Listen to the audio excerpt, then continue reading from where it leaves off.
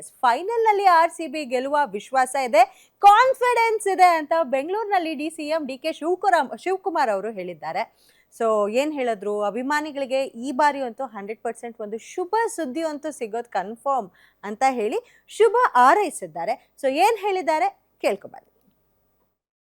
ಬೆಂಗಳೂರಿನ RCB ಕರ್ನಾಟಕದ RCB ನಾಳೆ ಗುಜರಾತಲ್ಲಿ ಗೆಲ್ತದೆ ಅನ್ನೋ ಆತ್ಮವಿಶ್ವಾಸ ಇದೆ.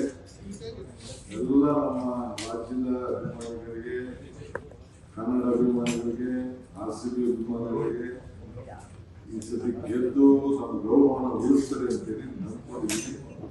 ನಿಮಗೂ ಕೂಡ ಪ್ರೇಕ್ಷಕರೆಲ್ಲರೂ ಕೂಡ ಶುಭ ವಾರ್ತೆ ಸಿಗ್ತದೆ ಅಂತ ನಂಬಿದ್ದೇನೆ. ಶುಭ.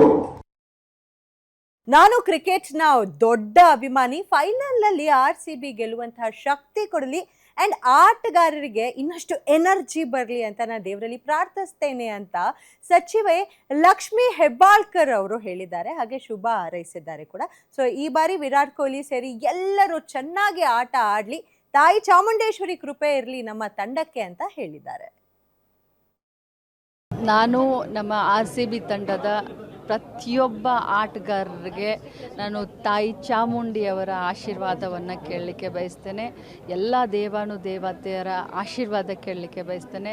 ಕರ್ನಾಟಕ ರಾಜ್ಯದ ಪ್ರತಿಯೊಬ್ಬ ಪ್ರಜೆಯೂ ಕೂಡ ಇವತ್ತು ಈ ಬಾರಿ ಕಪ್ ನಮ್ಮದೇ ಅಂತ, ಯಾಕಂದರೆ ಒಂದಲ್ಲ ಎರಡಲ್ಲ 4 ಬಾರಿ ನಾವು ಫೈನಲ್ಗೆ ಹೋಗಿ ನಮಗೆ ಕಪ್ ಸಿಕ್ಕಲಿಲ್ಲ, ನಿರಾಸೆ ಆಗಿದೆ. ಆದರೆ ಈ ಬಾರಿ ನಮಗೆ ಕೊಹ್ಲಿಯವ್ರ ಮೇಲಾಗಿರಲಿ ಅಥವಾ ಎಲ್ಲ ಆಟಗಾರರ ಮೇಲೆ ನಮಗೆ ಬಹಳಷ್ಟು ಭರವಸೆ ಇದೆ. ನಾನು ದೇವರಲ್ಲಿ ಪ್ರಾರ್ಥನೆ ಮಾಡ್ತೀನಿ. ನಾನು ಬಹಳಷ್ಟು ದೊಡ್ಡ ಕ್ರಿಕೆಟ್ ಅಭಿಮಾನಿ.